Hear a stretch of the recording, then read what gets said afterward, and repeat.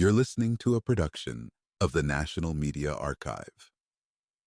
To learn more or volunteer, go to nationalmediaarchive.com.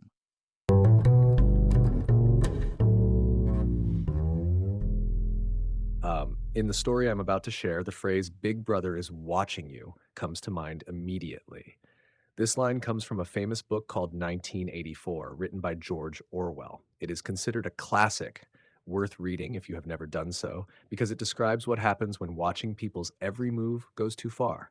It shows what it looks like when daily life is constantly filmed, recorded, saved, and checked by someone else. It feels unsettling, like a gloomy future that is sadly becoming more and more of the world we live in now. This is a story about how one person could not stand being under watch any longer and did something drastic to fight back.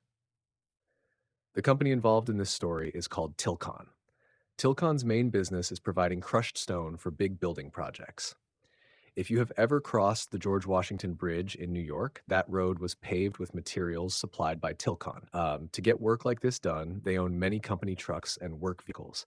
Picture big trucks carrying loads of crushed stone, gravel, or asphalt to different construction sites. One worker, Gary, drove one of these company trucks. He worked as an engineer and needed to visit job sites to check on the work being done. His assigned ride was a red pickup truck, a Ford model.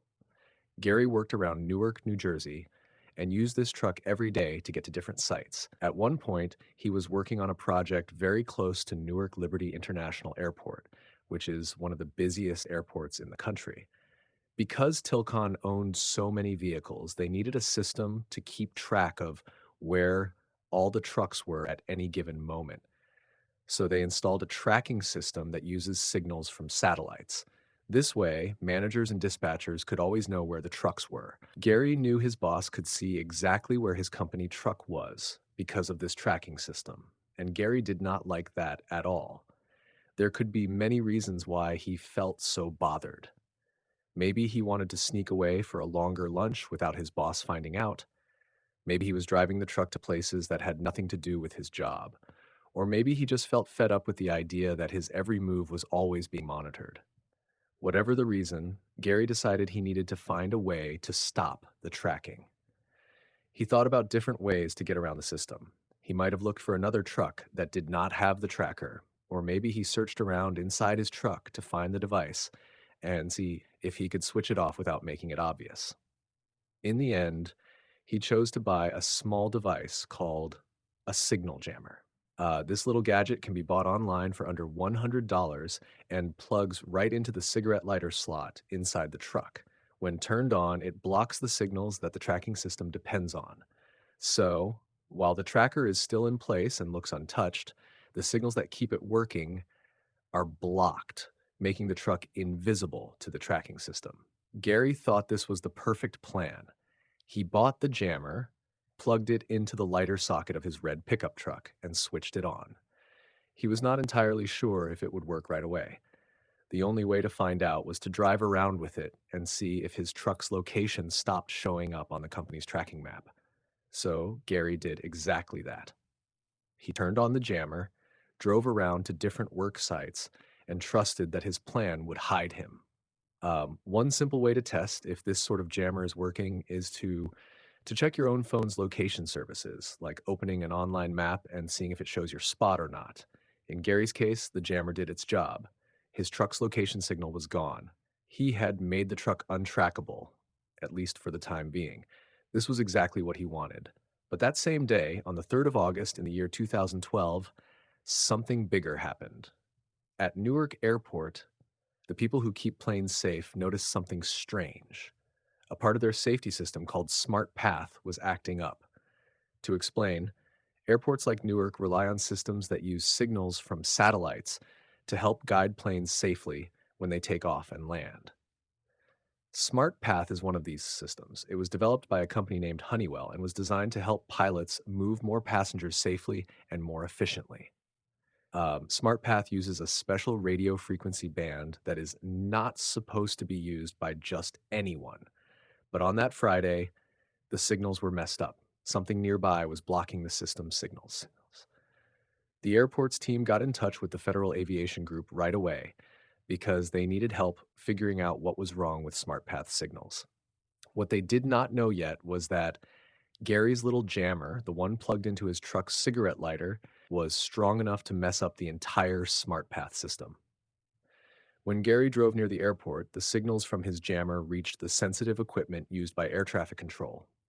This caused serious trouble because air traffic control relies on clear signals to guide airplanes safely in the sky and on the ground. It seems Gary parked his truck near the airport for a while, which meant that the jammer was close enough to cause big problems. The Federal Aviation Group quickly let the Federal Communications Group know what was happening. The Federal Communications Group is in charge of making sure everyone follows the rules about who can use which radio signals. There are rules that keep certain radio frequencies reserved for special uses, like for emergency workers such as firefighters or the police. Regular people cannot legally broadcast on these frequencies.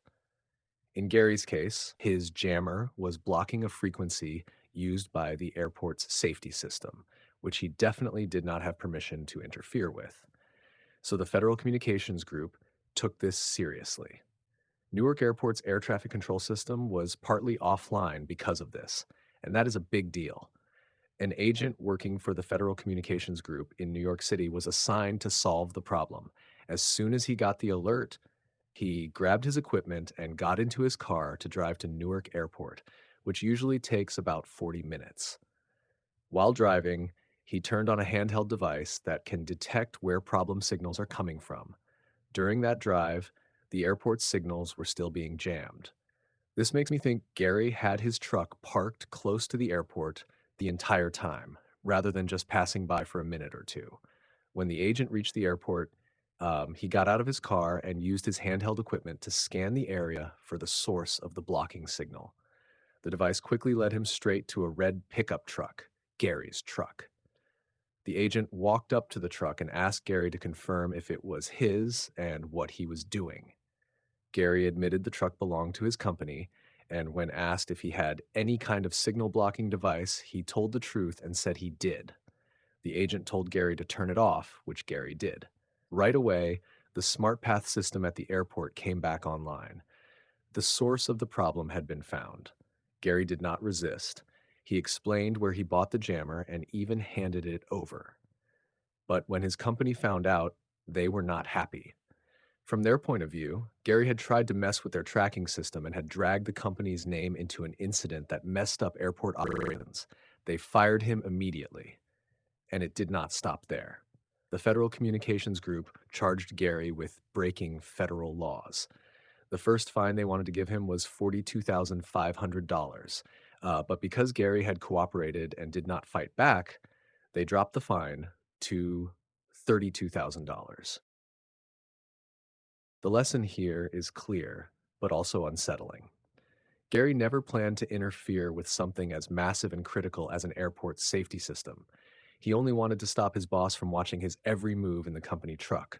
But what started as a small act to hide from work surveillance turned into a huge problem that risked the safety of people flying in and out of Newark Airport that day, all because of a small gadget bought online for less than the cost of a fancy dinner.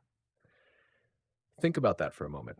One tiny device plugged into a truck's lighter socket had enough power to scramble signals that pilots depend on. It did not take a big piece of fancy equipment or an expert team of hackers, just one frustrated worker, a handheld jammer, and a drive near an airport. The fact that it worked so well should make anyone pause and wonder how safe our complex systems really are. People like to think that airports and the systems that guide planes are protected by thick layers of security and technology. And in many ways, they are. There are multiple safeguards, backup plans, and skilled workers ready to handle problems.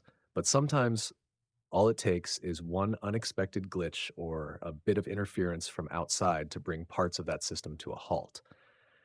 When Gary's jammer knocked out SmartPath, air traffic controllers had to switch back to older, less efficient ways of guiding planes. This meant delays, extra stress for pilots, and confusion for passengers waiting for their flights.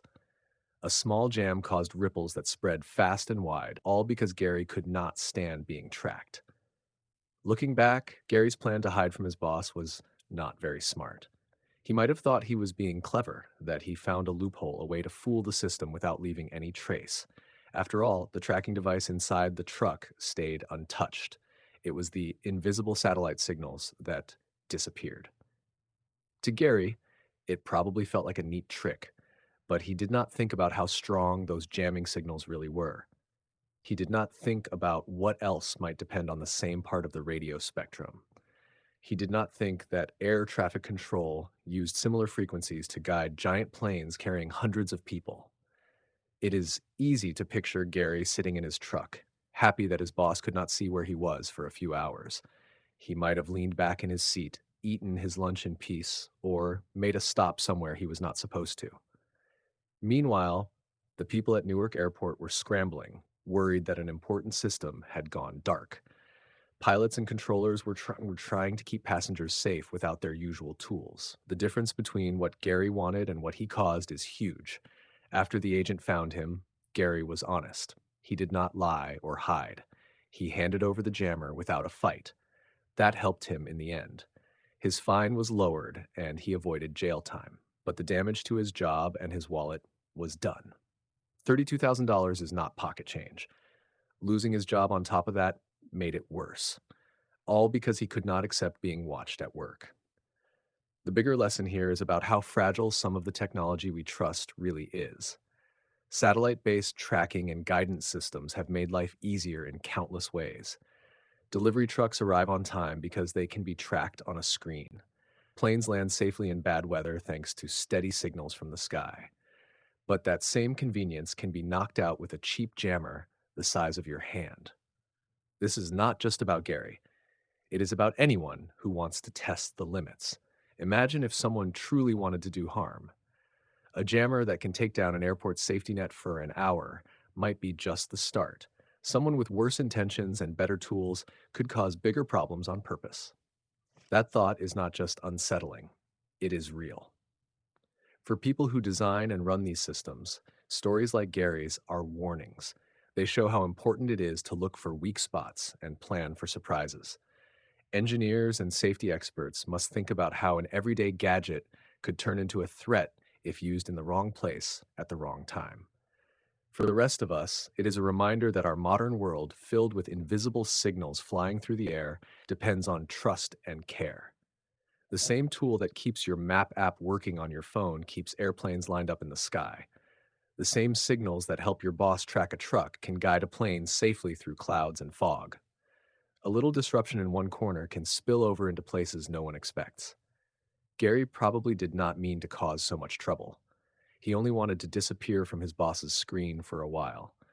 But the ripple he made shows how small actions, mixed with modern technology, can snowball into problems far bigger than one person's privacy. When the agent caught him, Gary had no choice but to face the music.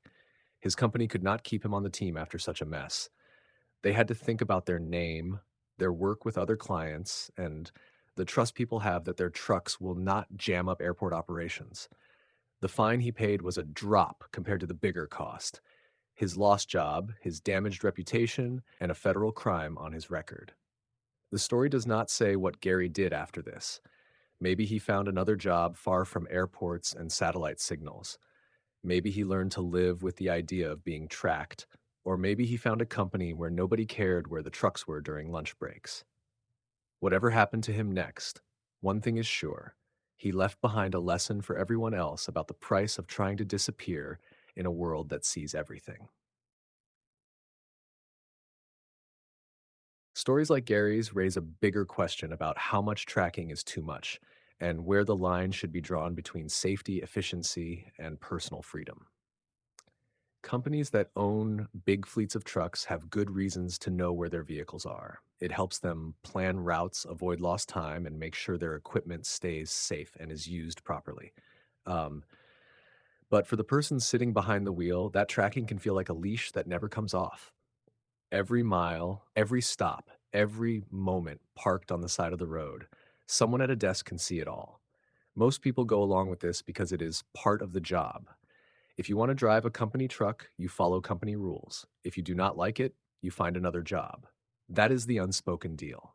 But every so often, someone like Gary pushes back, even if only in a small, clumsy way. And when they do, it can reveal cracks in how tightly we hold on to control through technology. It is not just trucks and airports, either. Think about how many things in daily life rely on invisible signals bouncing through the air, from phones that guide us through city streets to wearable devices that track our heartbeats and steps, from smart doorbells that record who knocks to traffic lights that adjust themselves based on real time data. The modern world runs on signals we do not see, and every one of those signals can be jammed or tricked by the wrong piece of equipment in the wrong hands. When Gary plugged in that little jammer, he probably did not imagine he was about to cause a federal case. He likely pictured himself driving around Newark, invisible to his boss, feeling free for a few hours. Instead, he accidentally showed how vulnerable some of our biggest systems are when they collide with cheap tools bought online. If you search online, you will find signal jammers sold on websites that ship them right to your door. They promise privacy and freedom from tracking. They say you can hide your car, your phone, or your location with the push of a button. What they do not say is that in many countries, including the United States, using them is illegal. That is because they do not just hide you from your boss. They can block signals that emergency workers need or mess up tools that keep planes from crashing. Once, a small device like Gary's might have only been found in the toolkit of a spy or a professional hacker. Now, anyone with a credit card and an internet connection can get one. That is part of the problem. It is so easy to get something powerful without fully understanding what it can do. There is also a deeper piece to this story. It shows how much trust modern life requires. We trust that people will not misuse these tools. We trust that the systems that guide planes, cars, and packages can handle small bumps and interference. But that trust only works when everyone plays by the same rules. One person who decides not to can make a mess for everyone else.